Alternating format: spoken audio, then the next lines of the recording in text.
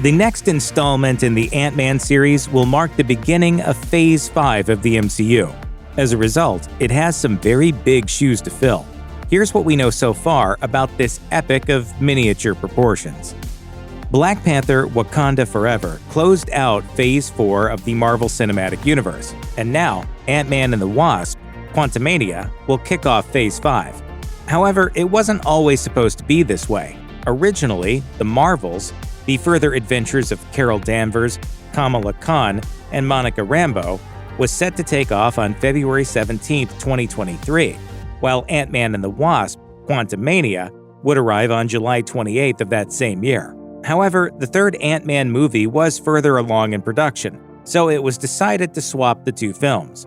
Now the threequel will hit theaters on February 17, 2023, where it will compete against other 2023 movies such as Cocaine Bear, Knock at the Cabin, and Magic Mike's Last Dance. Everything's going pretty great for Scott Lang. In the aftermath of Endgame and his 5 years stuck in the quantum realm, he's back with his daughter, Cassie, his partner, Hope, and his mentor, Hank Pym. He's pretty famous now, showing up to red carpet events and getting recognized on the streets. Everything seems golden until Cassie invents a device that results in Scott and company getting sucked back into the quantum realm. Now our heroes are stuck in this bizarre, microscopic world, one populated by all sorts of strange characters and scruffy-looking riffraff. In addition to the various creatures lurking about, there's also Kang the Conqueror, the dimension-hopping, time-traveling dominator of worlds. Kang is reportedly stuck in the quantum realm, and according to footage shown at D23, he needs Ant-Man to fetch something that was stolen from him. Of course, if Scott helps, he'll unleash Kang's destruction upon the multiverse. In addition to the conflict between Ant-Man and Kang, we also know the relationship between Scott and Cassie will be an important part of the story. The director, Peyton Reed, said, "One of the single most intriguing things that I was excited to do in this movie was progress the Scott-Cassie relationship. Cassie is now a young woman. She has become a scientific mind in her own right. She's been going through Hank Pym's old journals and notebooks and has really latched onto this idea of quantum science and quantum technology.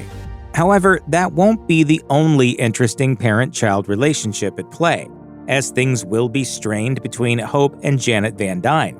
Having recently escaped the quantum realm, the Elder Wasp is keeping a few secrets, something Hope will find out the hard way." Speaking at CCXP, Evangeline Lilly explained, "There is a lot that Hope doesn't know and doesn't find out about her mom until this journey begins, and it's a dark and difficult thing to deal with for her." Outside of the first real appearance of Kang the Conqueror, who first appeared as He Who Remains in Loki, the most important development in Quantumania is the appearance of Stature, Cassie Lang's superhero alter ego. She's another piece in the Young Avengers puzzle that's been developing since the start of Phase 4, with the inclusion of characters like Kid Loki, Kate Bishop, America Chavez, and Billy and Tommy Maximoff. We can also expect to see one of the strangest characters in all of Marvel. Footage at the 2022 San Diego Comic-Con confirmed that MODOK will be making his grand MCU appearance. And do you know what MODOK stands for? Mental organism designed Or killing. In the comics, the character is a floating giant head with tiny limbs, which means that he is packing around quite an impressive brain. We're not sure who's playing MODOK or what his role in the story will be. Some fans suspect it's Corey Stoll's Darren Cross after being trapped in the quantum realm, but we can't wait to see what madness MODOK has in store. We're also interested in digging deeper into the quantum realm. Talking to Entertainment Weekly, director Peyton Reed said, "We've only scratched the surface of the quantum realm thus far." He explained, "We wanted to go in a different direction and create an epic movie where the bulk of it takes place in the quantum realm. For me, it was really exciting, because the other two films take place in San Francisco.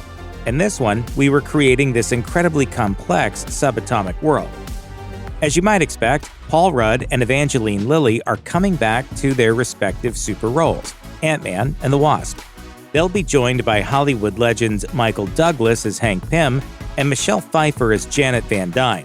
And while Cassie Lang will play an integral part in the film, she'll be portrayed by a new actress. Emma Fuhrmann played an older Cassie in Avengers Endgame, but here she'll be portrayed by Kathryn Newton, a freaky and Big Little Lies. We can also expect to see several other Ant-Man stalwarts show up on the big screen. Randall Park will work his magic as Agent Jimmy Woo, and Greg Turkington is coming back as Dale, the guy who fired Scott from Baskin-Robbins. Jonathan Majors of Creed III and Lovecraft Country will be playing the villainous Kang the Conqueror, a bad guy with major implications for the rest of the MCU. Perhaps the most interesting bit of casting is comedy legend Bill Murray. Speaking with Entertainment Weekly, director Peyton Reed revealed, Murray plays a character from Janet Van Dyne's past. It's a crucial role.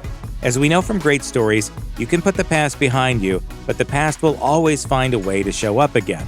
Bill's character represents that in this movie. Rounding out the cast, we know that William Jackson Harper of The Good Place will show up in an undisclosed role. And if you're a fan of Tim Robinson's I Think You Should Leave, we've got some good news. Ruben Rabasa, the scene-stealing character actor from Season 1's focus group sketch, will also appear in Quantumania.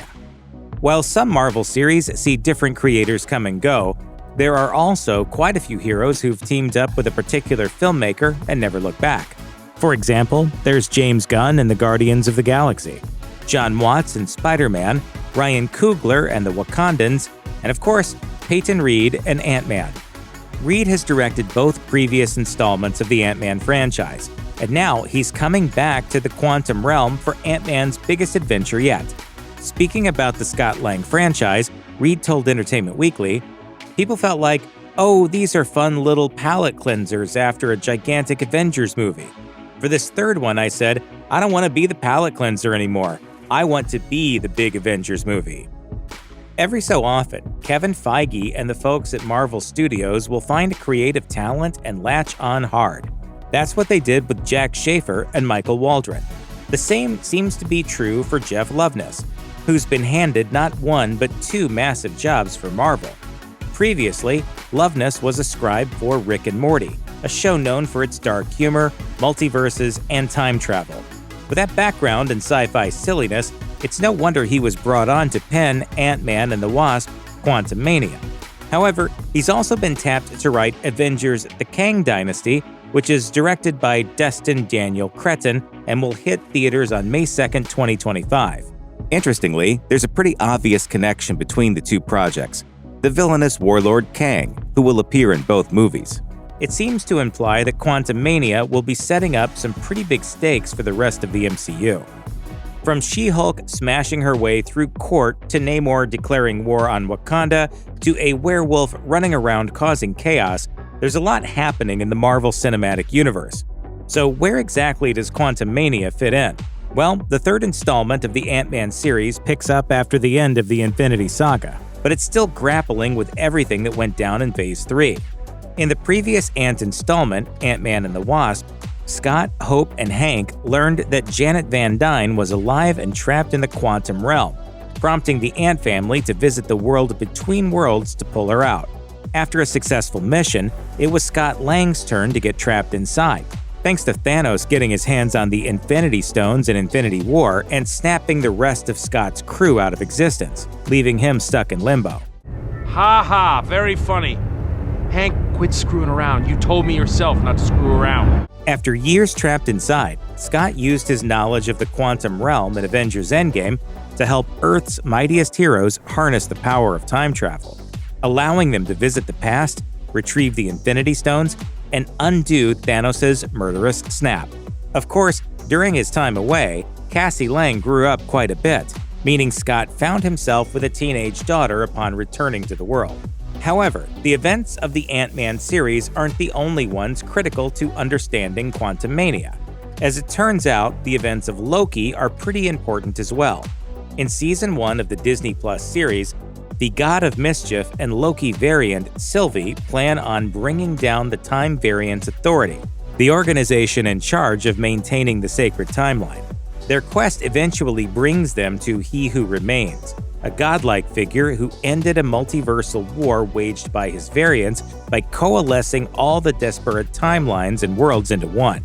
Unfortunately for the MCU, when an enraged Sylvie kills He Who Remains, She disrupts the sacred timeline and allows for the arrival of his most dangerous variant, Kang the Conqueror.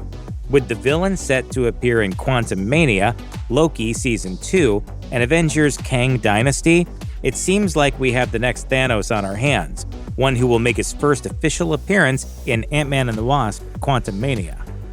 Set to a heightened, haunting version of Goodbye Yellow Brick Road, the trailer for Ant-Man and the Wasp: Quantumania finds Scott Lang living the good life. The ex-con is now a beloved celebrity for defeating Thanos and restoring half the universe. But when his daughter, Cassie Lang, invents a device that's like a satellite for the quantum realm, everything falls apart fast, as Scott and his family are sucked into a bizarro world full of alien-like creatures, strange plants, a micro-sized society, and brand new threats. Janet Van Dyne makes it clear that there is more to this place than one has suspected, complete with dangerous secrets and foes. Those new dangers show up in the form of a sunglasses-wearing Bill Murray and cold, calculating Kang the Conqueror, who wants something from Scott. I can get you hope and give you more time